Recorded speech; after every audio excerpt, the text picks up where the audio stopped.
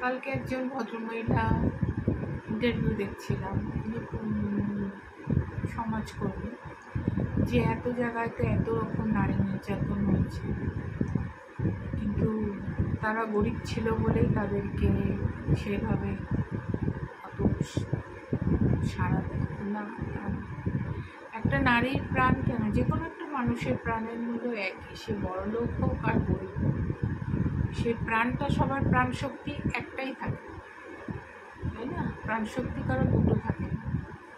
কিন্তু এই যে আজকে যেখানে এসছে নারী, এখানে মনে হচ্ছে কিছুটা হলেও সমাজের পরিবর্তন হয়েছে। কারণ হচ্ছে আজকে নারীর ভয় কেটে গেছে, দেখতে দেখতে সইতে সইতে সইতে সইতে ভয়টা কেটে গেছে।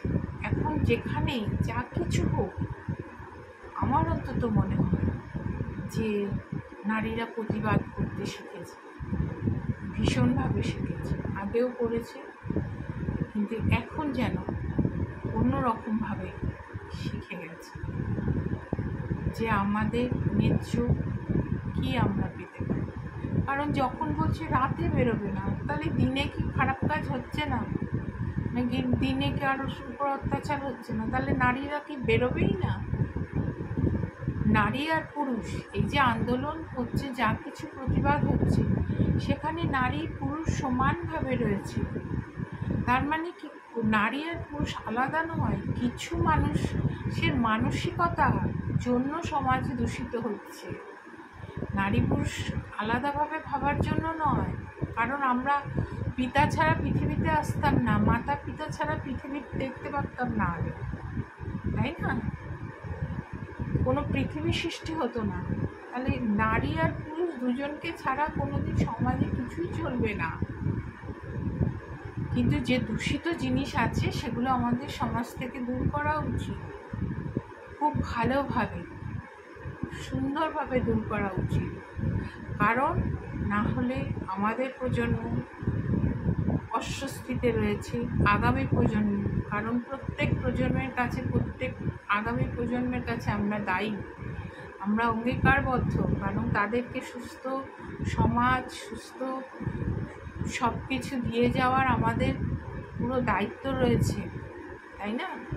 নাহলে পৃথিবী সুস্থ হবে কি করে? আমাদের পিতামাতারা আমাদের সুস্থ পৃথিবী দিয়ে গেছে, তারা চলে গেছে পৃথিবী ছেড়ে, এবং আমরাও একদিন হয়তো চলে যাব, হয়তো যেতে হবে সময় হলে। কিন্তু আমরাও নবজাতকের কাছে, জাতিকার কাছে সুন্দর পৃথিবীকে রেখে যেতে আমরা অঙ্গীকারবদ্ধ। কারণ এটাই হচ্ছে নিয়ম, এটাই হচ্ছে প্রকৃতির নিয়ম। তাই আজ বড় ভালো লাগছে এইটা ভেবে যে মেয়েদের ভয় কেটে গেছে, মেয়েরা রাত দখল করছে, মেয়েরা অনেক এগিয়ে যাবে, আরও এগিয়ে যাবে, এবং সমাজের পুরুষরাও মেয়েদের হাতে হাত দিয়ে একসাথে চলবে। আর নারী পুরুষ ছাড়া কোনো সুস্থ সমাজ আজ অব্দি হয়নি, হবে না।